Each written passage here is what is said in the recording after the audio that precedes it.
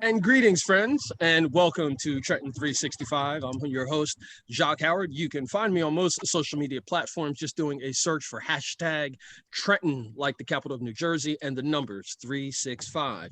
In addition to that, if you have something that's on your mind you'd like to share, you can do so by sending an email, Trenton, the numbers 365, and the word show at gmail.com. Trenton 365 show at gmail.com. Today, I'm stoked because I'm getting an opportunity to talk to some folks that literally I met just a couple of months ago via the internet, and I'm excited about this project for a number of different reasons. The civic engagement portion of it, the amount of resources that are going to be dedicated to this, and the impact it's going to make on a town, a city, a region, and actually nationally as well. I'm going to be talking about the Durango Mesa Park, which is in Durango, Colorado. I'm bringing in Moira Compton, who is the executive director of this project, and Gaige Sippy. And Gaige is one of the board members of the organization that is behind this. First of all, thank you both. I know it's very early out in Colorado. I appreciate your time, and I hope that this is the jump-off point for a wonderful day. Over here in New Jersey, we have fantastic weather. People are starting to get outside more, starting to bike more, etc. So this project is one that I know if I was in your region, I would be on board 100%, doing whatever I could to support the efforts of it. So let's start with Moira. Introduce yourself, please, and then chat a little bit about the project, and then Gaige, I want you to jump in. Hi, thank you so much for having us. We really appreciate it. And we appreciate that you reached out to us about this project and that, that this news made its way across the country.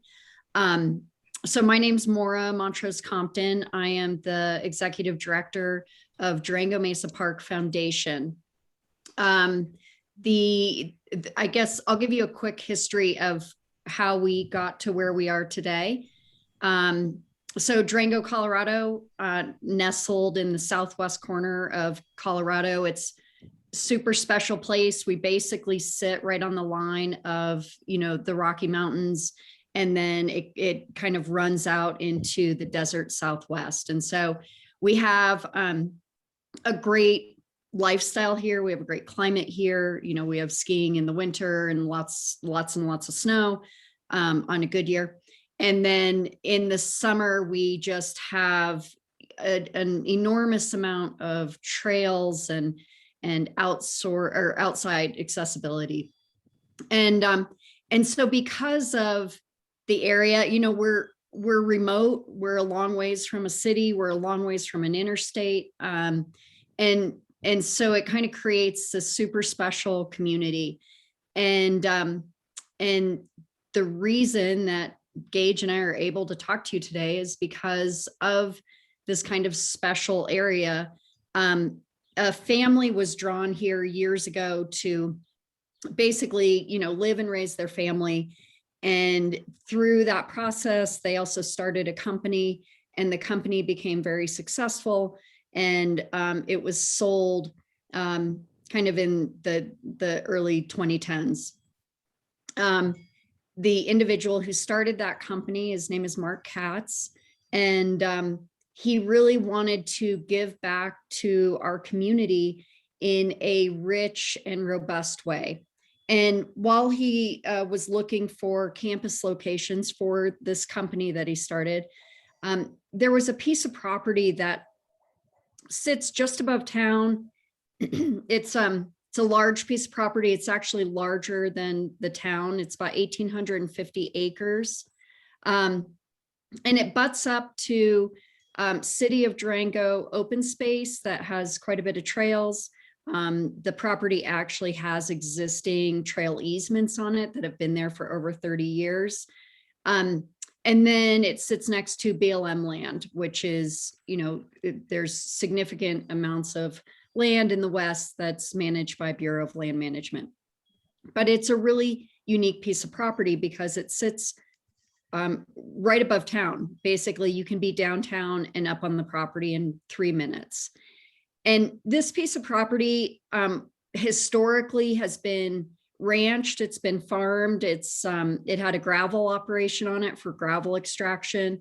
It had a coal mine on it, and luckily the coal was not high quality. And so that stopped, and all of those, the land has been remediated. It looks like wide open fields.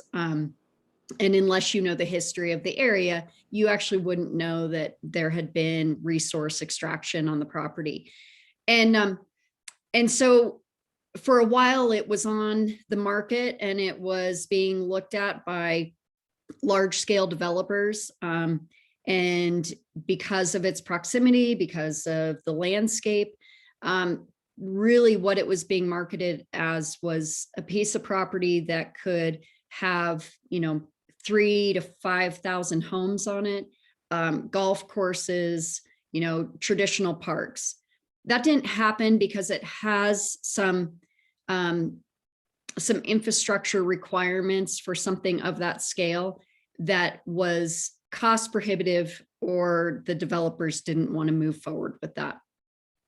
So the property sat, and Mark Katz purchased this property in 2015. And he purchased it with the intention of giving it back to the community in a meaningful way.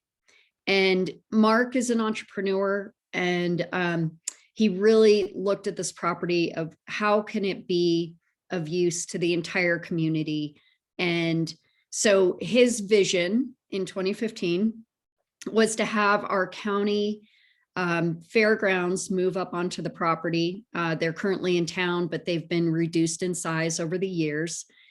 To have a music and cultural venue on site that could host cultural events and music events. And his love is bluegrass music. And so that was a passion. And then as well, because of the size and nature of the property, there was considerable land available for athletic and recreational venues. And then a big piece was a desire for our community to have a bike park, which, our community has hundreds of acres or hundreds of miles of, great single track right from town. You can go on a lunch ride and be back at your desk in under an hour. And that's our history, but we've never had a location that has worked for a bike park. And so that was also a big piece of that original vision. And so when the land was purchased, it changed the direction of what it was being viewed as. Mark and I laid out this vision for the community. The county was very quick to move. They started a planning process that year. That planning process was finished in 2017 for a master plan.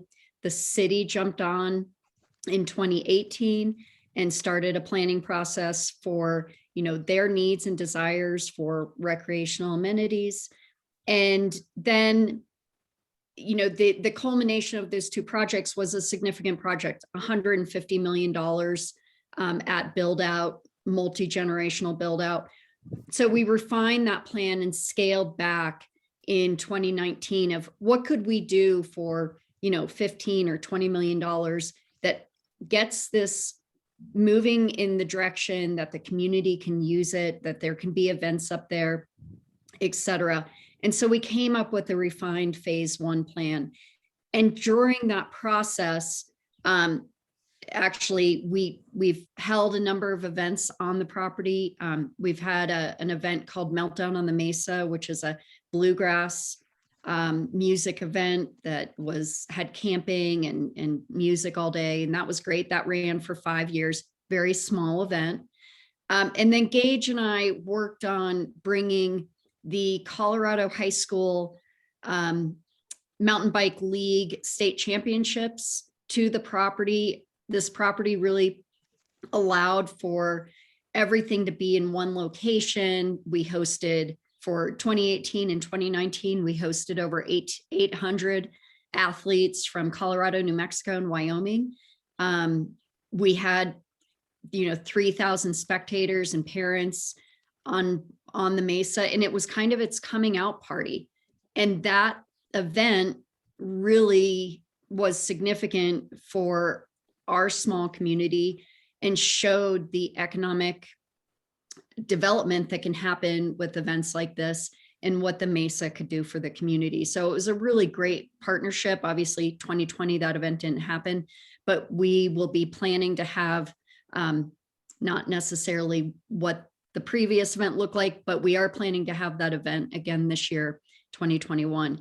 And so during that time, we also started the foundation. Durango Mesa Park Foundation was started with Mark, myself, and then we brought on a board of directors to really help guide and steer this and get this phase one off the ground. That was not a short answer, but there you go. That's where we are today. You know, that's fantastic, Moira, and I appreciate you going in so comprehensively, because I know that the folks in my audience, they're going to want to hear that bit of it, but you nailed it right off the jump, so that's perfect. Gaige, I want to bring you into this. You heard Moira, and I'm sure you've worked together deeply on this project and will continue to do so. I'd like for you to just talk about it from your perspective as a board member, also sharing a bit about your history in the Durango Mesa area. And then we can start talking about some of the particulars, the questions and things that I have for you both. Okay, thank you for having us today. I am Gaige Sippy. I'm a member of the Durango Mesa Park Foundation. I also wear a separate hat within the community around. I am currently the director of the Iron Horse Bicycle Classic here in Durango. The Iron Horse is the second oldest cycling event in the United States. And so we have a long history of hosting cycling events, including the first ever Mountain Bike World Championships in 1990. So I come to this with the tie-in to the cycling community from that standpoint. And I help put on events here. I help Maura with the high school state championships, as she mentioned. And every year, the Iron Horse hosts, on every regular year, the Iron Horse hosts over 3,000 riders that come to town to take part in our event. And so what Maura mentioned is correct. We have miles of trails and things in our area that have helped us build this cycling culture in Durango.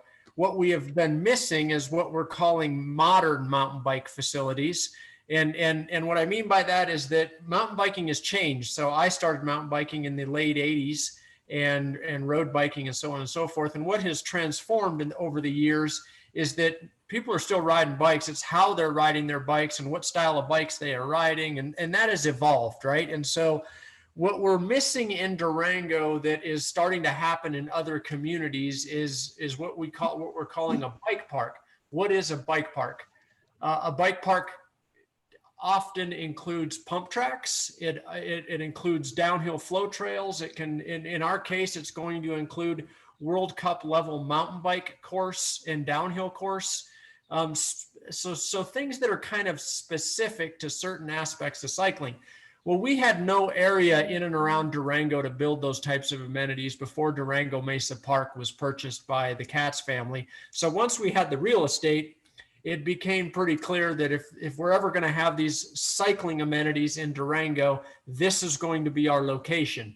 And so I became involved from that standpoint of, okay, we need a venue where we can do this. Okay, check the box. There's a venue now that's possible. Now, how do we coalesce around this idea, get not only local folks involved in this that have wanted this type of thing, but also how do we get everybody else nationally and regionally involved? And so this has been kind of my role to the foundation. Well, I'm excited to talk to you on a number of reasons, not just with the Durango Mesa Park that you and Moira are both part of, and big shout out to Mr. Katz for his willingness to do this as a citizen, as an entrepreneur, et cetera. But over here in New Jersey, we've got a lot that's happening with the biking community as well. And I love how you describe like modern mountain biking, because I too, like you, I grew up racing and riding BMX bikes. My first mountain bike that I purchased was a Gary Fisher Huku Iku. So I'm really into that. But here even we see that mountain biking isn't a thing because we really don't have mountains in New Jersey, so to speak. But cyclocross is becoming a big thing. A lot of trail riding and pseudo off road riding is taking place. So it's nice to hear that your vision for this is incorporating not just what's happening today, but thinking very much futuristically and trying to appeal to a much larger audience. Some of the things I want to talk about, at least just about the history, because I'm going to encourage folks to get out to Durango. I haven't been to Durango. I've been to Colorado Springs and Denver, but the way you were describing it and the images that you sent me just really warmed my heart. Like, that to me feels very homey to me, like very connected. Can you just speak about the era, the history of and the culture of that area? Whoever wants to jump on. Yeah, I mean, we are, if you want to go back to deep history, this is really where a lot of the native populations were centered. We're 35 miles, correct, Gaige, from Mesa Verde National Park. That had a high concentration of obviously the native peoples of our country. And so that is a super special part of what surrounds us. And then, there was the mining history and the agrarian history. And all of that is still existing here and ties in. That's what makes this park kind of special, is that, we plan to have all of these different abilities to express, what our cultural background is, from either cultural or music, and then also fairgrounds for the agrarian piece. And now Colorado is, known across the country as also a kind of a center for lifestyle sports and tourism. So I think the park actually is an essence, and our goal and our plan with that is to be inclusive to all peoples. All people are welcome, and there's something for everyone. And it really also bases off of what our regional history is. And Gaige, I'm sure you have something to chime in with that. But Maura, I want to tell you thank you for being candid and sharing your response. I'd like to be straight up with my audience. I think that you did a very clear way of staying very neutral, and I think that you'd like to share a bit more. But I assume that coming forward, this park is going to have full representation of the indigenous population of Durango Mesa in that area. So thank you so much for that. Gaige, you want to jump in on any of that? Yeah, I'm going to take the history part a kind of a different direction than Maura did. She's exactly right. That's what our culture is in this area. But then if you drill this down a little bit into the cycling component of this, so we have such a long history of cycling in our community. As a point of note, since mountain biking was introduced to the Olympics in 1996, someone from Durango has represented it every time. And so we have been, going way back into the 70s. The Iron Horse Bicycle Classic was an Olympic qualifier for the world's team for road racing. And so we have this long cycling history dating back to folks taking Schwinn's and modifying them and riding them on the single track in the 60s. So well before Gary Fisher was building mountain bikes, we had people down the road that were modifying Schwinn 10 speeds to go ride on the trails. So we have that history here in all disciplines of the sport. And that's another reason we feel compelled to make Durango Mesa Park a centerpiece for cycling, because we have carried a lot of the cycling history in the United States, and we're proud to say that. And we also feel like we can help move it into the future, for sure. Hallelujah, bro. I'm with you on that. I love the Schwinn throwback, man. That's great. Awesome, Gaige. I appreciate that. I want to touch on something briefly, and I don't know too much about it, but I do know that here where I live in Mercer County, New Jersey, we have a county park system that is amazing. And we have a strong equine facility, and New Jersey is one of the largest horse farm capitals in the country. Can you both touch on the equine facility and what that's going to be like? Yeah, so the county, our original fairgrounds facility was right in downtown Durango. It was in the heart of it. It had a racetrack. It had these, anybody that's been here for a while knows that there's something called Stall Row. It was right on Main Street. It was a very centralized part of the community. And that has since been dwindled down to a relatively small facility that no longer can even bring in large horse trailers or large events. You know, we do have a rodeo, we have the fair, but that concentration and that kind of centralization of our community has really changed. And so the goal and the reason the county was so, you know, right off the bat, so involved with this is they really see this as a home for the new fairgrounds. So that phase one plan is going to incorporate a lot of what the current facility has, but on a larger scale so that they can actually start to bring back events. You know, I've been riding horses since I was 2 years old. I grew up in Crested Butte, Colorado. A little shout out to also, you know, it is really the birthplace of mountain biking. I know that California has its thing and Durango has its thing, but I do have to represent my hometown. But, you know, that's such a key part. And we really see that, you know, the fairgrounds facility can be up there with the biking facility, with future athletic venues that can all tie in together. And what's great about that is that currently we're missing out on events that can come through to this area. And we know that there's an interest. And so that will absolutely tie in, and it will tie in nicely with the other activities on the Mesa. Mm-hmm. And Gaige, do you want to add something to that as well? Yeah, I would simply say that back to we were talking about including people within the community. Our equestrian community and our fair community has kind of been squeezed out.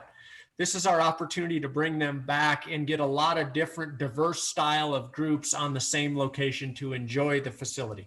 Mm-hmm. That's great. And I love interviews like this because it's just friends chatting, and then it kind of flows right into my next note. So the idea and the concept of building something of this magnitude, but casting a very, very wide net and getting as much information as possible is sometimes difficult, depending on, you know, who wants to be involved, like the community, the old timers who may not be interested in things changing, transitional folks new to the community who are just trying to get settled in. They may not feel they're going to be here long, or they may not want to get involved in this type of a project. Can you just talk about the outreach that Durango Mesa Park and the foundation itself has done and encourages of other organizations to do going forward? Yeah, you know, we've had a number of years of a lot of public input during the planning process, and we had a lot of community meetings, and that spanned all of the kind of interest groups. It spanned the county residents and what they were looking for with the fairgrounds, city residents and what they were looking for. It tied in really nicely on timing because our Parks and Rec department was also working on their strategic plan at the time. And so there was a lot of public input on that as well. And then we certainly have been, people have reached out to us through this process, and as announcements have been made, we have a webpage. It's durangomesapark.org, and people can contact us through that, and they have certainly presented additional ideas. And we continue to talk to our community through a number of different outlets. You know, Gaige and I were on quite a rollout of announcing a number of things early this year. And so there's continual conversations taking place with that, and the community can definitely reach us. Gaige, as a board member, I'm sure you've got a couple of comments to add to that as well. Yeah, I think the piece that we're experiencing in our community, like many communities around the United States, we're getting an influx of new people. That for whatever reason, COVID seems to have set people loose and they're moving to different parts of the country. And so we also were thinking about that and how it's going to change our demographic and who's here, and recognizing that the information we've gathered over the last 5 years is probably going to be different than the next 5. And just being sensitive to that as we go forward, that this will evolve because our community is evolving like I've never seen it evolve. So it's interesting times, but all good. And the great thing is we have space to accommodate a lot of people. That's awesome. And You know, I think you touched on something with that about the us evolving. Nobody wants to do the same thing they did many, many years ago. All you got to do is ask somebody, would you rather use an indoor toilet or an outhouse? We want to get better, right? So why don't we just think about getting better with all aspects of our lives if we're all going to be here together?